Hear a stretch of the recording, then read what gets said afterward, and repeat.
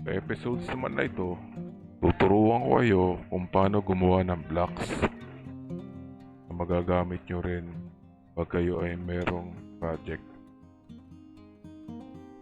Halimbawa, gumawa kayo ng circle, tapos line, tapos polyline,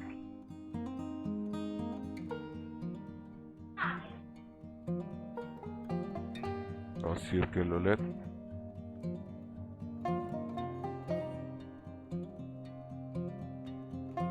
so ito na yung object natin. Paano ba natin gagawin blocks yan? So, unang step, click mo yung object, then type mo yung D. So, click ka ng pick points. Halimbawa, dito yung napili yung pick points. Click nyo lang, name nyo lang kung anong gusto nyong name. Block 1.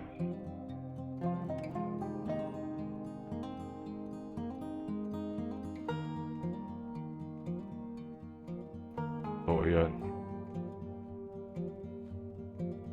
Okay lang natin. So, ayan. Nakagawa na tayo ng blocks. So, paano natin i-edit ito?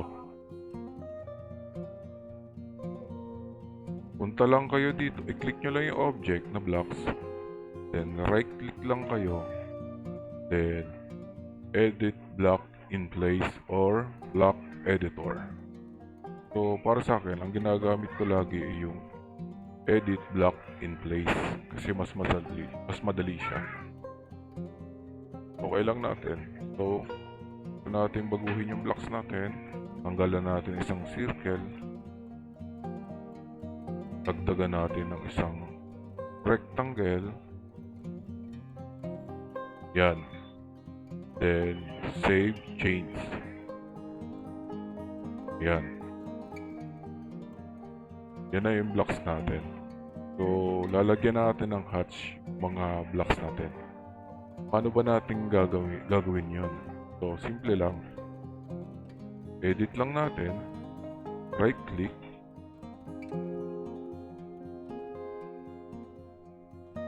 Okay. So, ayan na. Nag-click na natin. So, gagawa tayo ng hatching ng mga objects. So, unang step is command natin yung H or hatch. H, enter, then lalabas tong panel na to. So, dito naman, sa panel na to, mamimili ka kung anong gusto mong hatch na gamitin. Yun nandiyan, solid, angle, tapos ito, kung ano-ano pa, hindi ko mabasa eh. Sorry ah. So, ang gagamitin natin is itong pili lang tayo itong angle. So, select yung object or itong pick points. So, kung buo naman sila, select na lang natin yung objects. So, ayan. Lagyan na natin ng hatch yung objects natin. So, kung gusto mo naman is ito lang yung malalagyan natin, i-click mo naman is yung pick points. So, again, hatch, H, pick points. Click mo lang yun, points na yun, na gusto mong lagyan ng hatch. Yan, enter lang. So, kung gusto mo naman lagyan din ng hatch to, ganun din, H, pick points, then hatch. Yan, meron na tayong hatch. Tapos kung ito naman, hatch, select yung object, ayan na, So, nakikita nyo, masyado siyang pino. Hindi natin makita yung mga angles. So, click lang natin yung hatch. Punta tayo dito para ma-modify natin. Itong scale niya. So, naka 1.000 siya. So, taasan lang na natin. Gawin natin 50.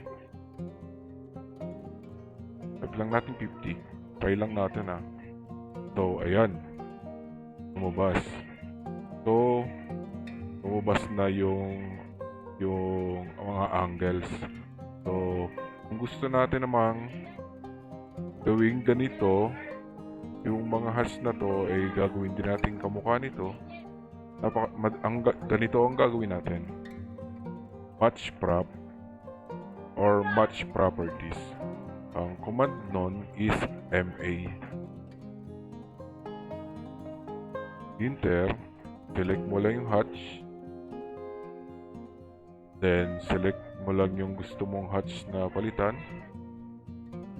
So, ayan. Nakagawa na tayo ng hatch. Save na natin. So, ito na yung blocks natin na may hatch sa loob. So, hanggang dun lang guys. Sa next episodes, tuturuan ko naman kayong gumawa ng basic floor plan.